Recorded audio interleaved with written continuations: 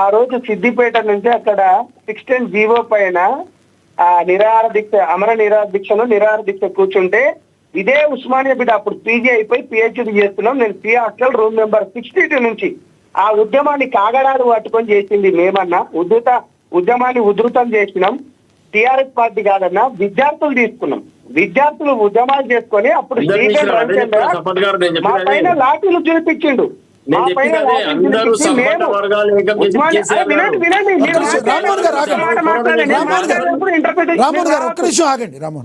రావద్దు. విద్యార్థులు చేసిన ఉద్యమం అది, విద్యార్థుల తల్లిదండ్రులు చేసిన ఉద్యమం అది, విద్యార్థుల ఉద్యమాలతోని ఉద్యోగస్తులు పాల్గొన్న ఉద్యమం అది, విద్యార్థుల గొంతుకలతో ఉద్యమకారులు ప్రజా సంఘాలు మమేకమై చేసిన ఉద్యమం అది. అంతే తప్పించి మీరు ఒక్కదానికి క్రెడిబిలిటీ ఇచ్చుకోకండి అన్న. 9 రోజులు కూడా ఆమర నిరాహార దీక్ష చేస్తారని కూర్చొని వినండి అన్న. ఎందుకన్నా పట్టుమని 9 రోజులు కూడా కాకుండా ఎందుకు అమర నిరాహార దీక్ష విరమింపజేస్తున్నానని చెప్పి జ్యూస్ తాగితే ఆ ఉద్యమాన్ని విద్యార్థుల భుజస్కంధాల పైన ఉస్మానియా, కాకతీయ, పాలమూరు, దాని తర్వాత ఇక్కడ నిజాం కాలేజ్ కావచ్చు, విద్యార్థులందరూ మేము తీసుకొని లాఠీలో 100 కేసులు వేసుకొని జీవితాలు బుగ్గిపాలైనాయి అన్న. మా జీవితాలు నాశనమైనాయి. మీరేందన్నా, మీరు 10 సంవత్సరాలు పరిపాలించిండ్రు, మీరు అధికారంలో వచ్చిండ్రు.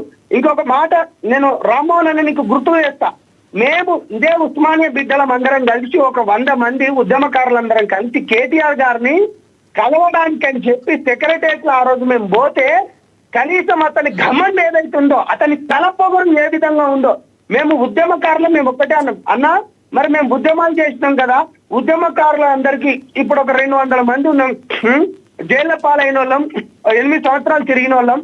ఈ ఉద్యమకారులందరికి తీసి ఉస్మానియా బిడ్డలతో లేకపోతే మిగతా బిడ్డలకు అందరు కలుపుకొని మేము బతకడానికి ఏమైనా ఒక పాలసీ తీయండి అంటే కనీసం 1 కోటి 2 కోట్లు తీస్తే మేమైనా ఏంది ఒక అంటే ఏదో ఒక సంపత్ గారు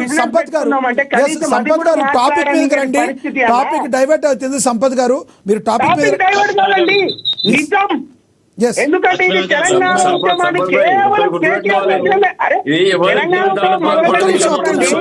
ఇద్దరు మాట్లాడితే అర్థం కాదు. ఇప్పుడు ఇంతకుముందు చెప్తే రామ్మోహన్ రావు గారు అంటున్నారు, ఏమంటున్నారు, మన టీడీపీతో జత కట్టింది అనుకుంటా అంటున్నారు. రైట్. మరి కేసీఆర్ గారు ఇతను జగన్మోహన్ రెడ్డి వాళ్ళ ఫాదర్ రాజశేఖర రెడ్డి గారితో ఏ విధంగా జత కట్టిందండి? ఏముందంటే మరి తెలంగాణ గురించి పుట్టిన పార్టీ ఎందుకు రాజశేఖర రెడ్డి గారితో కలవాల్సి వచ్చింది? నేను ఎప్పటికే మాట్లాడుతున్నాను, ఇది ఎవరు అబ్బజాగిరి కాదండి. తెలంగాణ అనేది బాబాసాహెబ్ రాజ్యాంగంలో ఏమున్నది, ఈ దేశంలో ఎవరు ఎక్కడ పోయినా పోటీ చేయవచ్చు. ఒకటి పాయింట్ నెంబర్ 1. ఇది ఎవరో ఇంతకేంది పాస్పోర్ట్ తోనో లేకపోతే మిగతాతోని ఎవరి గురించి అడిగే హక్కేం లేదు. ఇక్కడ మిగతా రాజకీయ పార్టీల లెక్కనే ఇక్కడ కూడా ఇది రాజకీయం బరాబర్ చేస్తాం. మన గౌరవనీయులైన పవన్ కళ్యాణ్ గారు బరాబర్ వస్తారు. ఇంకా మాట్లాడాలంటే తెలంగాణ వచ్చుతోని 1000 నాగళ్లతోని రామోజీ ఫిలిం సిటీని దున్నుతా ఉన్నాడు కేసీఆర్ గారు. మరి ఏమైనా దున్నుతా అంటే ఇంకొక 2-3 నాగళ్ళు నేను పంపిస్తాను.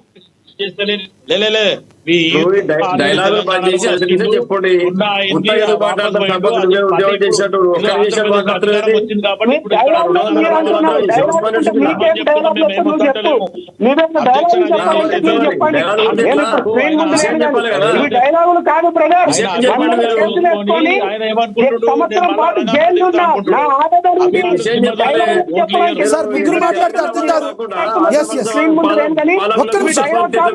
మాట్లాడండి ప్లీజ్ ప్లీజ్. చివరిగా చెప్పండి సంపత్ నాయక్ గారు, చివరిగా మీరు ఏం చెప్తారు చెప్పండి. మమ్మల్ని రెచ్చగొట్టిన నా కొడుకులు ఒక్కడో కొడుకు మాకు బెయిల్ ఇవ్వలేదు. మా జీవితాలు 10 ఏళ్ళు మా ఉద్యమం వ్యక్తిగతంగా మాట్లాడుతూ సంపత్ గారు దొరకలేదు. టీఆర్ఎస్ ప్రభుత్వంలో కూడా ప్రభుత్వం ఇప్పుడు ఆ నోటిఫికేషన్ తీసుకొచ్చి ప్రభుత్వాన్ని ఎన్నుకున్నది ప్రజలకు మంచి చేయడానికి, ఏం డైలాగులు కొట్టడానికి కాదు. నీకేమైనా డైలాగులు కొట్టడానికి కొట్లాడుకో. ఎస్ సంపత్ నాయక్ గారు మీరు చివరిగా ఏం చెప్తారు? సమయం అయిపోయింది. కోల్పోయిన మా జీవితం గురించి మాట్లాడుతున్నాడు. ఎస్ సంపత్ నాయక్ గారు ఒక్క నిమిషం. సంపత్ నాయక్ గారు మీరు కంక్లూడ్ చేయండి. సంపత్ నాయక్ గారు స్వామి చాలా నీకు నాకు ఛాలెంజ్ పెట్టుకున్నాం బ్రదర్. బట్టలు లేకుండా తిరుగుదాం, బట్టలు ఇప్పుకొని తిరుగుదాం. ఒకవేళ 1,50,000 ఉద్యోగాలు ఇచ్చిందంటే మీరంతా బట్టలు ఇప్పండి, నేనంతా బట్టలు ఇస్తా. సంపత్ నాయక్ గారు చివరిగా ఏం చెప్తారు? మళ్ళీ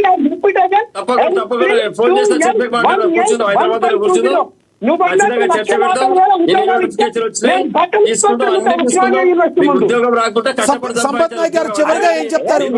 చివరిగా ఏం చెప్తారు? సంపత్ నాయక్ గారు ఒక్క నిమిషం.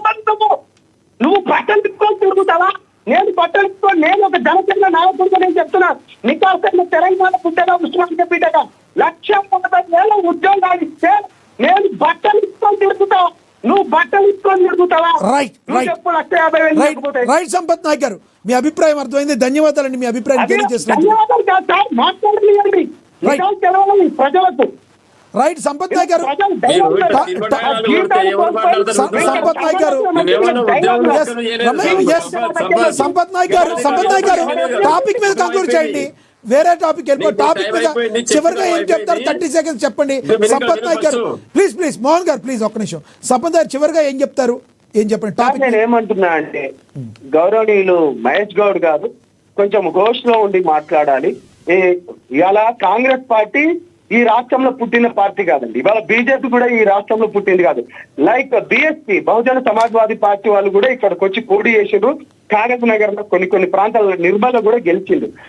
రాజ్యాంగం ప్రకారం ఎవరు ఎక్కడైనా పోటీ చేయొచ్చు.